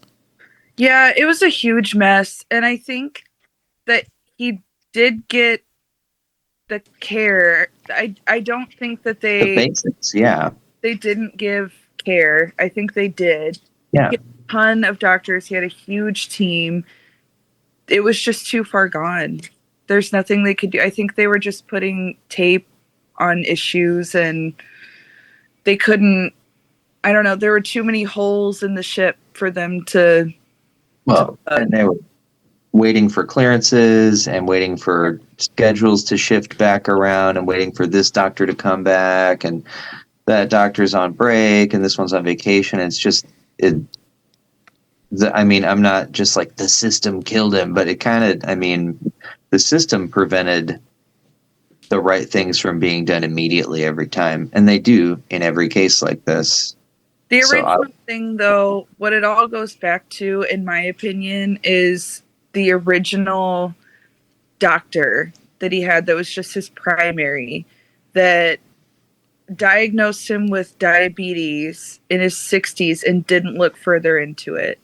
And then when he came in with complaints of abdominal pain, didn't look further into it, and was going to do a scan to look at his gallbladder, but that was going to take 3 weeks to happen. And when he texted me and asked me, about abdominal pain, I immediately had just a sick feeling in my stomach. I knew that it was something more sinister than that. And sure enough, that's when he went to convenient care and they found tumors all over him. So, my big, if I'm angry with anybody, it's with that primary doctor that had the opportunity to do something and didn't. And I don't know if that's because of protocol or because of whatever issue, but man, if something abnormal happens like that, just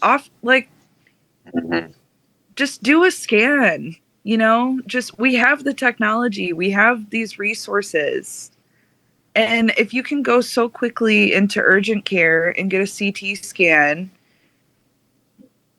I don't understand what happened with that doctor. And I don't know if he even cares or if he even knows the outcome, but part of me, feels that really negative energy and is like, I hope that he can't sleep at night sometimes thinking about that. 'Cause I can't sleep sometimes when I think about that, and I spiral and I'm like, what was going on with that guy? That breaks my heart that happened. I don't know. There's a lot of good people that have these awful things happen to them, but if something can get caught sooner, that's what they're in this business for, to prevent and treat horrible diseases, and he did not do that. So that's very frustrating. Yeah. Jay talked about that a little bit. When we started the podcast, it was, I want to say it was fascinating, in a gallows fascination way, to listen to him describe what was going on as he didn't know from one podcast to another. Kind of out of the blue, he said, I'm in pain all the time. I think that was the pain talking too, because I think about that conversation you had. I only watched it once, but I remember it strangely when he was talking about how he remembers having a stomachache every day of his life. I don't even think that was necessarily true, but I think that was his current pain and how long he'd been dealing with it, talking, because I know the whole first part of the year he'd worked with me, he was having stomach issues. And at that point, there were some theories that I don't know if his doctor or he had put out there. Maybe there was some abdominal muscle separation thing happening. There were a few things that could have been. And I was a little worried, but also, and maybe it's a man or a father-son thing, but I let him mind his own health and he lets me mind my own health. We trust each other to look out for ourselves. So I didn't push him or anything like that around him. I am fortunate in that my wife, Cindy, does not let me mind my own health. I don't. Not at all. No. Whenever Dad complained to me, I told him, you need to go anytime. And, he ignored me most of the time, but I got Melissa in on it that last time. And I told him, if you don't text me by this time, I'm just going to come to your house. I'm going to come pick you up. Because you can't ignore that stuff. I didn't really get stomach aches, and I had a very bad stomach ache one day that just wouldn't go away. And I ended up having to get emergency surgery to get my appendix out. Your body's telling you something when you're in pain, and just go get it looked at. I don't get it, how such a, he was just so stubborn, and it is really irritating. I know that a lot of the time it probably is just a stomach ache, but you never know. Well, when it goes on that long, continuously, when it's chronic like that, yeah, And it seems to me scans are easy. Maybe they're a little expensive. He had good insurance. You do the stuff that lets them see inside and see what's going on. And I guess I don't understand why they couldn't see those tumors on an early scan. The only reason would be they didn't take one. So something that I've read about is that if you go in and, like, for example, if it would have been stage 1, they probably wouldn't have been looking for it. So the radiologist wouldn't have specifically looked for that, so they wouldn't have pinpointed it. Unless that's exactly what they were looking for, because it would have been so small. So, but when he went in and they found a lot of tumors. It wasn't just one tumor that they saw. They saw all over his liver and lymph nodes and pancreas, and it was a big tumor at that point. But, unless the doctor had put in orders and said, I'm suspicious of X, Y, and Z, they're not going to look for X, Y, and Z. And unless it's like blatantly obvious, they're not going to do that. And I don't know if that's a problem, like, with their protocol or whatever, but to me, they should be looking for X, Y, Z, everything. Every time they look at a scan, they should be looking for everything. I think maybe they could catch things sooner in that way, but, they probably don't have time to do that. There's probably not enough people to be doing that. That would take time for scans to get read and sent back. And, there's just so many issues with that. Their AI is now being used to check radiology results in addition to human beings. And, they go back and forth. It was a weird story that I heard the other day that if a radiologist and the AI results conflict, the radiologist tends to think that they are right when more often than not, the AI was right on diagnoses that are not, really going to be clear. What this reminds me of is my own bout with cancer 5 years ago, which was stage 1 lymphoma. But first of all, I had no pain, no physical symptoms of anything that would have taken anybody, given anybody any reason to go look for things. And had they gone looking for things, the tumor that I had at the time was too small to have shown up. The only reason we noticed it was that tumor had irritated a lymph node and blown the lymph node up to the size of an egg. And it didn't hurt. It was a little spongy feeling, but relatively hard. And went to my primary care doctor, and they said, well, it's probably nothing, but we'll have you see an oncologist just to be sure. And the oncologist said, probably nothing, but, we're going to, they did a ultrasound, determined what the size was, but not what the composition was. They said, well, we will do, actually what they said was what we're going to do is we're going to take the lymph node out because if there is a cancer in there, we can't do a needle biopsy because whatever's in there is going to be way too small. We would never hit it with a needle. So we'll just take it out. But it's probably nothing. And then they called back a couple weeks later and said, well, okay, it's cancer and we're making an appointment for you. It was interesting, the phone call, because the oncologist said, I don't want to do this on the phone, but I don't want you to learn that you have cancer by getting a call to schedule the beginning of chemotherapy. I want you to hear it from me first. I didn't want you to wait until we could bring you into the office. They scheduled chemotherapy immediately before they knew how bad it was. I didn't learn how bad it was or how good it was actually until the first day of chemo. And then it turned out to be stage 1, caught very early. And, the rest is pleasant history. It's total remission. They can't find it anymore. Wow. My next visit will be the 5th year. At the 5th year point, if they see nothing, they wave goodbye and say, don't come back. Your chances of getting some other kind of cancer or this cancer again are the same as the general population. Mm-hmm. That's what happens when you catch it early, and that's the kind of luck it takes to catch something early. Yeah. That was the other thing that was so frustrating about my dad's cancer journey was the amount of time it took from getting diagnosed to starting chemo. It was like they were just talking amongst themselves, and it took weeks. I think it took 2 weeks or maybe a little bit more to start chemo.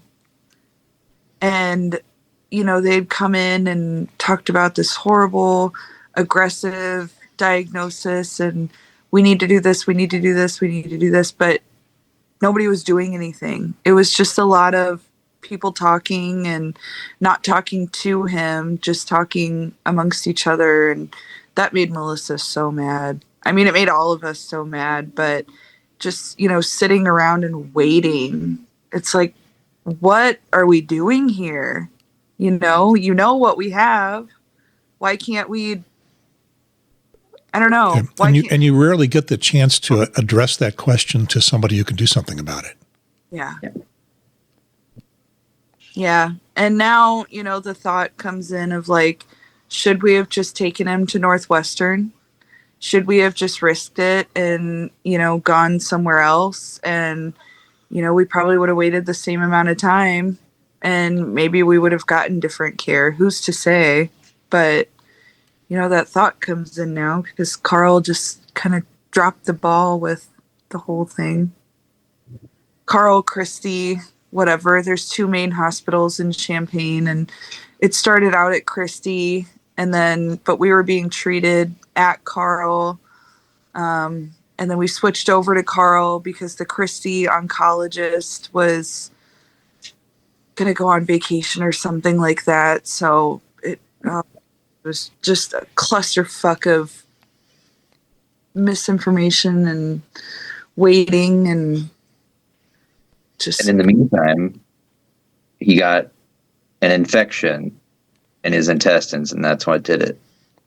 Yeah, that was from something they tried to do to address malnutrition because once again he had not eaten anything. It was his gallbladder. Yeah, his gallbladder was necrotic. That's what they. It wasn't. Yeah, they discovered it because there was some discoloration around the feeding port, but it wasn't because of the feeding port. Okay, yeah, they had because of the malnutrition because he just was not taking in enough food. Yeah. They wanted to put in a port so they could feed him directly into his stomach. So they did. Although they put in a complicated one, they didn't put in a simple one. I wasn't a fan of that. Yeah. But, they did that and then sent him home so that Melissa and I could do home care. And the next day, not even 24 hours later, it was a 10 out of 10 pain. And we had to come back. And that's when it all just went straight downhill. But they sent him home with a necrotic gallbladder because, again, they didn't just do a scan. They didn't just do an ultrasound to see what was going on before they sent him home. You would think with something so advanced, they would be doing scans before they send you home or before they put you into someone else's care. But no, they didn't. Even without trying to do something like that, I couldn't understand seeing him during that week from their perspective or mine and judging that he was okay to go home. That deeply disturbed me. And I had to come back home during that time for 2 days. And during that time, I remember just thinking like, they'd better not try and send him home. Like I fully expected to come back on the Thursday of that week. And that was the day they were going to assess if he couldn't try, but it felt like they were trying to push him out. Like that hospital bed wasn't going to be there in the oncology unit for him for another few days. Like that's not what it was there for specifically. And I really hated that because I knew that and that was before we knew there was an infection that was actually going to do it. But I felt like it was that move and the inevitable coming back that were going to do him in, because he was not able to sit up, eat. He wasn't, like, they had goals for him in that second hospitalization to get enough nutrition into him that we could think about going back home and think about resuming chemo even. And those were kind of pie in the sky in hindsight.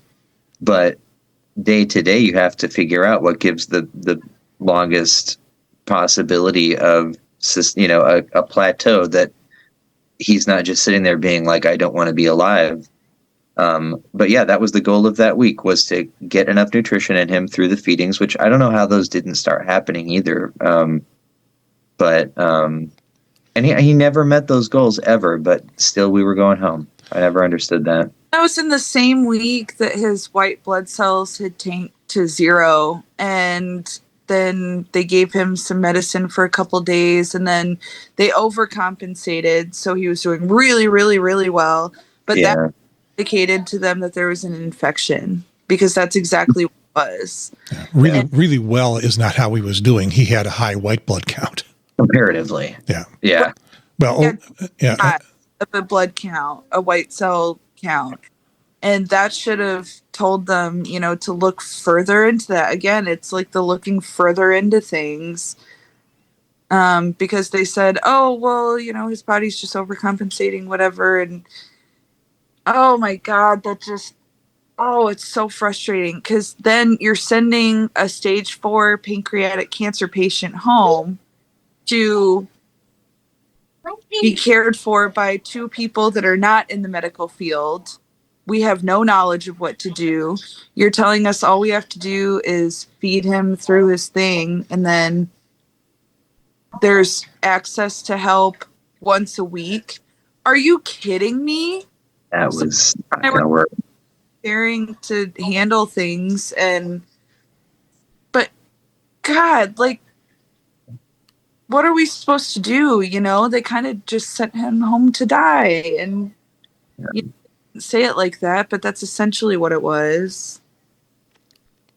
And then they were very supportive the next day, of course. The really nice nurse that had no idea what was going on, that was taking care of him. I had a love-hate relationship with her, because she was very kind and, just wanted to get him out of pain. So she gave him pain medicine and nausea medicine, and I think Ativan or something like that. And we had all of maybe 10 minutes with him before he was out for good. We didn't have enough time for everyone to really say goodbye. He looked at me so scared and said, I'm so sorry, Sarah, I love you. And then looked at Melissa and said, I love you, and then was gone. Gone in that he was essentially in a coma, not really a coma, but he was so sedated he could not communicate, which was the state he was in the last time I came there. Right. They said he may or may not, come back in and out, and he never did come back in. And I just, like, I hate them for that. I feel like they took him in a way and failed him, and I don't know. I'm conflicted with that still, because I think that they did what they could with what they had. I don't think there's a lot they can do with someone with that diagnosis, but man, every step of it went so fast, and there was just no preparation. There was no support really on a human level, I guess. That was very hard. Yeah, it does seem that. I'm sorry. Go ahead, Dale. I was just going to say, I understand how difficult all of their jobs are, but watching it pieced together from that side, there was no organization, there was no overarching guidance that the team of people that were interacting with him and us were following. The loose guidelines of their job, of the workplace we were in, of the things to put away and clean and restock and say and do and check and all that of whatever, but that was it. And that's to disheartening thing, because I'm wondering, is this what it's like for everyone, and it's just too painful for everyone to really talk about? Is there another way? I mean, he had good insurance. It's not like me. If I were in that situation, they'd be like propping me up in the janitor closet or something. Like, I can't. I know it's bad, and I vote, and I live my life, and I've lobbied in congressional offices to give us better health care. But I didn't think it was that bad. It felt like there was no direction, no organization, no authority, no one smart behind the scenes making the final decision. Like I said, we saw 20 different doctors that said different things, contradicted each other. It was insanity on top of a situation that would be hard, even if we were guided, if angels were holding our hands the entire time. And we had some, great doctor that we knew and trusted, but I just don't get. Yeah, it felt like we got consumed by that. That's what I feel like I lost him to. It was a big confusing cloud. Yeah, it seems like there was one job missing from the hospital environment, which was a person to take us all into another room and talk to us about what was really happening every day. And we would get a 5-minute synopsis from a team of doctors who came in. I think, probably most of them were students or residents learning things. And, one primary doctor to explain what the current thought is today. But that was 5 minutes in a whole day.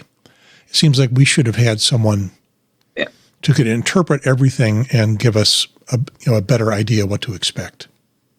In their medical plan, in the care plan, to them, that is what they did. And that's all they're budgeted for, and that's what is assumed sufficient human contact. And, yeah. That sounds very 1957. Yeah. Maybe I just don't understand insurance that well yet, but I don't understand why they couldn't do things without insurance and just later for it. Lawsuits. Money on lawsuits. Because a lot of Melissa talks about him being sent home because insurance only allows you a certain amount of time in the hospital to stay. But why don't you get the option to just do things out of pocket at that point? Because you individually aren't represented by a company that can afford to pay in case we don't. It's this whole insurance. You're out of pocket. Your out of pocket would have been enormous. Yeah, but we don't get any assurances at all. We get mild legal protections. Yeah. Yeah. I just went through and I have lived in the medical world way more in the past few years, between having cancer and now having eye problems. I'm seeing doctors every few weeks, which most of my life was every, an annual exam. And then every few years, maybe something will come up serious enough to see a doctor specifically about it. And, until I hit 60 or 65, 2 or 3 hospital visits. And now it's all the time. They're some of my best friends now. Today I punched the buttons on my phone that say, well, yeah, here's the insurance. I want you to use it. But by the way, in case the insurance doesn't cover something, just bill me. Sure. Your first bill for anything the insurance doesn't cover will be $100,000, and I'll be paying that right away. Don't worry about it. I never saw results of a death certificate. Have you guys seen that? Did they? Melissa will know. Yeah, she has the death certificate. Yeah.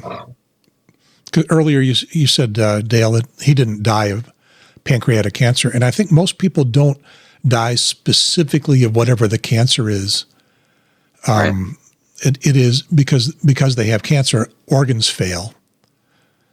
And that's what kills them. It's not a mass, tumor mass sitting inside their body someplace that is getting in the way of living. It's shutting down organs, and that's getting in the way of living. So you die of liver failure, pancreas failure, brain failure, things like that. So I'm curious what the death certificate would say on something like that. Yeah, I'm not sure. I mean, we were all there. We know the thing that was the threat to kill him, and we know what actually did. But yeah, and that's all I'm concerned about, honestly. That was the truth, and that was in our hands. So, yeah. Okay, that's the hard road I wanted to cover with you guys. We talked a little bit about the last day that we were all there together. I mean, I consider it a privilege, an honor to have been standing there with him and with you when he breathed his last breath. I remember they had a monitor connected that was measuring his oxygen level and his heart. His heartbeat was elevated up into the 110s, 120s, 130s, desperately trying to pump enough oxygen and blood through him to keep him going. And they said, do you want us to turn that off? Is that distracting? And our answer was, many of us are into technology and we live and die by numerical observation. We want to see it. And what we saw, and Sarah, when you called me to come back from the hotel, because I had gone to get a few hours sleep, was when they saw the blood oxygen level start to plummet. Most people sit in the mid 90s. It had dropped into the 80s. They had they were feeding oxygen into his nose, just a small nose clip. And he was in the low 90s. And as soon as they took that out, it dropped into the mid 80s or a little below, almost instantly. Yeah. And I did a little bit of Googling about that. There's some discussion about something like that preserves someone longer than they need to. Well, I can talk about this. We were all there and we did it. That's what it was. We asked at a certain point in day 3, I think, of all of us being there with him unresponsive, why the oxygen was still in. And they said, mostly to comfort us. And we all got together and decided, well, it's not comforting us. And we know what's going to happen. There was no return at that point. His internal organs were going to rupture. The only operation for it was to remove most of them to give him like a week during which he wouldn't want to be conscious anyway. So we asked them to remove the oxygen, knowing that soon after we would see the blood oxygen and the heart rate go down. And that's what I mean by we know, because we made the decision essentially. Yeah. And that was incredibly fucked up during that time to think about too. But we were, living there in the room. That room was our entire existence. And he was there, but he also wasn't. But yeah, that monitor, the oxygen, this was a conflict I think we were all having at times with them there. Their default mode was to try and comfort us in ways that weren't necessarily comforting. And maybe we're different than other families. They told us a couple times we were, because other families wouldn't have even stayed. But we wanted to know. We didn't want to just be hung there. We wanted to, yeah. And I'm glad, because I think that's the only way, it wouldn't have felt worse or more tragic. So I think they removed that the evening of the night before he died. And so it was only a few more hours after that. Once again, the blood oxygen level dropped into the mid-80s, and it hung there for a while, and I went back and got some sleep. And then when it dropped into the 60s and then the 50s, it was in the 50s when I got there. And we had a few more hours. And the only reason that we knew that was an indicator was because of the amazing nurse Sheila that was just honest with us. The other doctors that were saying, oh, just turn off the monitor, whatever, they can go fuck themselves, honestly. I'm sorry if you can't cuss on here, but you can. I'm so mad Free of speech. Suggested that. because how dare you not, let us know what to look for so that we can be prepared and that we can all be here. We've been here for a week. There's been all of us every single day. And if you don't see all of us here, obviously we all want to be there, just like that's the human part of it, just observing that we've all been through sitting in this hospital room day in and day out, spending the night, and then suggesting to turn off the monitor. Oh my God. Come on. Palliative care doctor specifically who suggested that, and who even kind of condescended to us for being so hooked to it. And we couldn't explain to him, no, it's because we don't want to be here in a week for another week with knowing nothing's going to change except it's going to tear us and drag us even further, Like, we know that his organs are slowly shutting down. We get that. We get the concept of what's going on. We just want to know when we have an hour so that we can get everybody here together so that we can all hold his hand and he can go peacefully surrounded by his family. I don't think that's too much to ask for. And God, no, we're not obsessively looking at it. We're just trying to figure this all out. And God, I thought that was so rude. Yeah, there were no significantly observable changes in his, can't really call it behavior. He did very little. Yeah, there was that. His breathing was relatively steady. No, the last 2 days, his body was just, it was almost like it was just automatically doing it. It wasn't him consciously breathing. It was just the natural thing that your body does. Just like his heart rate, it was just going because it does. And it was doing what it could for the organs that were still going. But we knew. They told us on day 0, when we went in, that his organs were just going to slowly shut down and that was going to be it. So, we didn't really hold out hope that he was going to wake up. It's not like anybody was sitting there thinking that he was miraculously going to come out of this. He made a decision.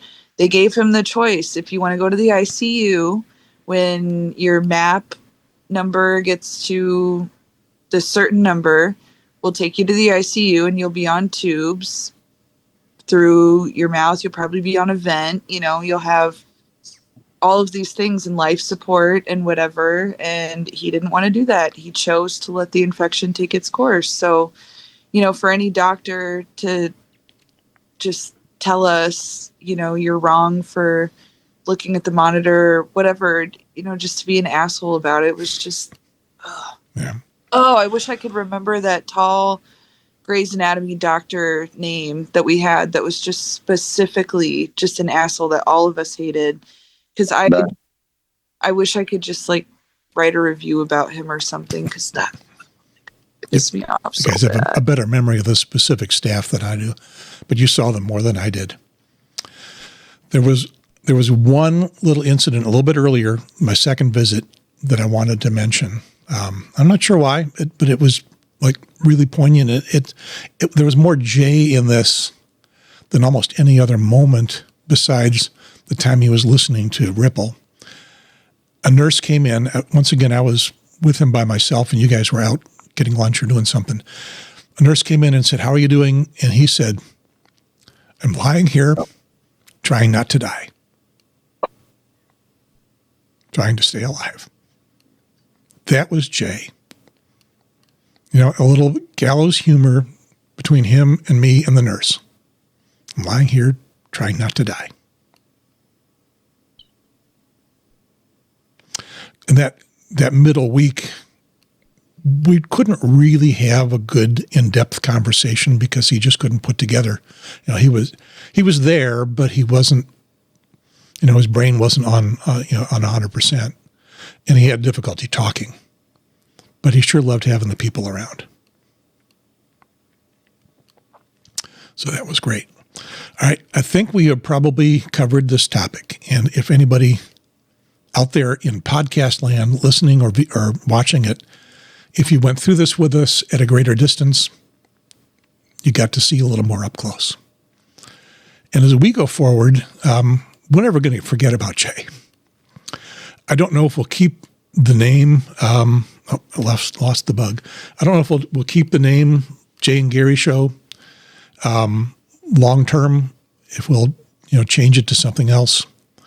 I had talked to two of Jay's best friends from his WebEx days, Jocko and Jay Headblade, about would they like to do something because they had been radio people and they are not in the creative side of things anymore. They're both doing things in media, but they don't get to get on microphones and have fun. And I asked them if they would like to help us keep the show going, and they said, in the moment anyway, yes, they would. So we'll see if they still want to spend some time doing that. Other than that, I'm not sure exactly where we'd like to go. But Sarah, every time I mention let's do podcast, you're first to say absolutely yes, let's do it. I just want to do anything that gives me a platform to talk about him or to honor him in some way. Going out of my comfort zone to do that, if that's what I have to do, I'll do that, because I'm not a public speaker necessarily like he was, which is crazy because I wait tables for a living. But I don't know. I like doing this. I like talking about him and thinking about memories and talking about what we can do further and, where we go from here. So I'm all for it. Yeah. Look who kicked my chair. Mm-hmm. I can't get the mic any closer to you. You'll have to get closer to it. Well, I can't hear what anybody's saying. So I can give you a little bleed here. That would help. There we go. It's my lovely wife, Cindy. You could actually log on to the Zoom, but we're almost done. I figured, yeah. But I just want to pop in and say hi, Happy New Year. Hi, Happy New Year. I've just been out partying around the neighborhood. We got invited to 2 different New Year's Day lunch/dinners. You haven't been drinking though, right? No. Nancy's were trying really hard, but no.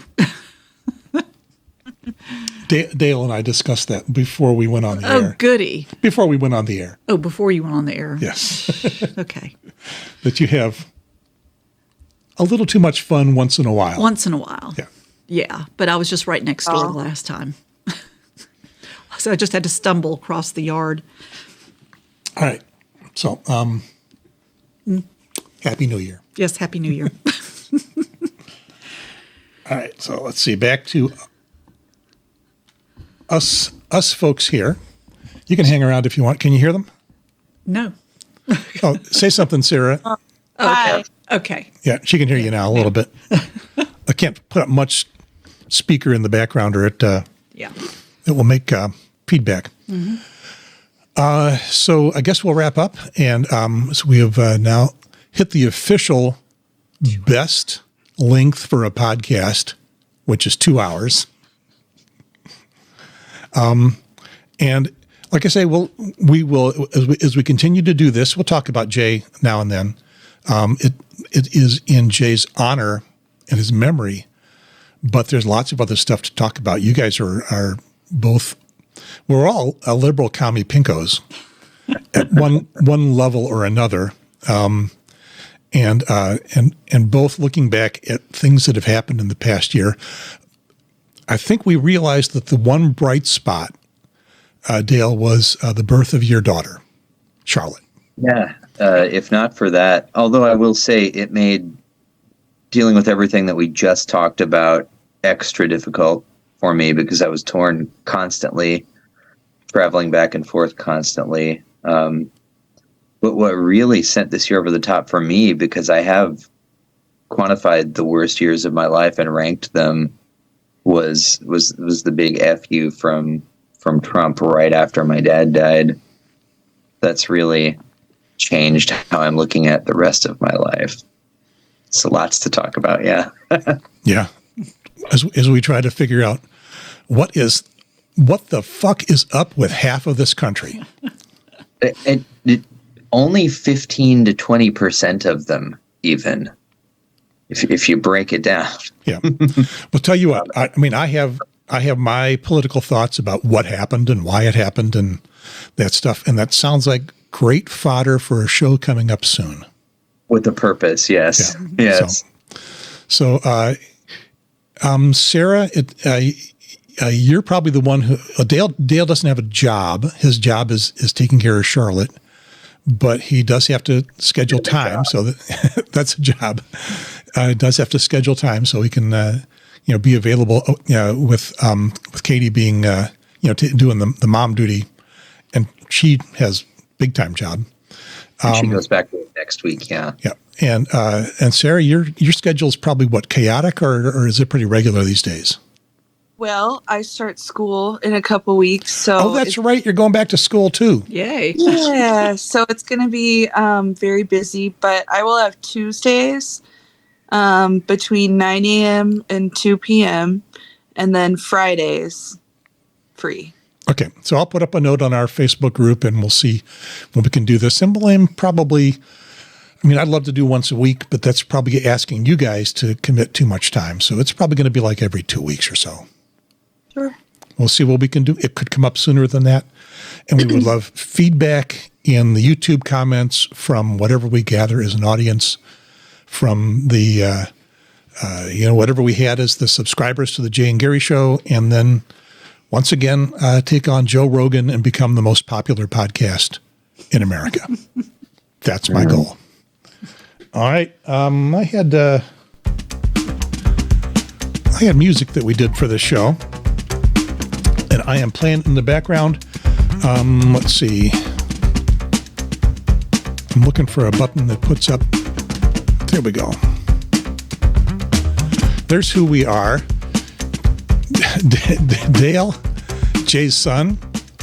Anything you want to say about yourself? But that didn't last very long. I can do better than that. Yeah, go ahead. Yeah, about myself. If there is anybody watching this,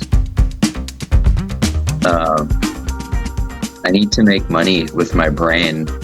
I'm a programmer and an artist. So if somebody has, you like doing gaming programming and stuff like that? Yeah, I mostly like solving problems, almost any problem. All right. Somebody needs something in the computer range, go for that. Sarah, do you know what you're going to be studying in school? I'm going for sociology. You want to understand people. Good luck with that. I do, and I want to contribute to society somehow. All right. I don't know how just yet, but I'm hoping this year I will find some inspiration and figure out what my passion is. If I've learned anything about my dad, it's that he was passionate and driven and knew exactly what he wanted to do. And I would love to find that out about myself. And you guys will both become really professional podcasters, whatever that is these days, because, the old radio model that I came from is kind of broke. So we will see. I'm Jay's brother, Gary, the older brother. I'm retired, and this is all I do. Just have a good time doing this. So we will see all of you guys next time we do a show. Oops, I made the music fade out. Well, I need the music to fade out because I'm going to stick in the way we say goodbye. This has been.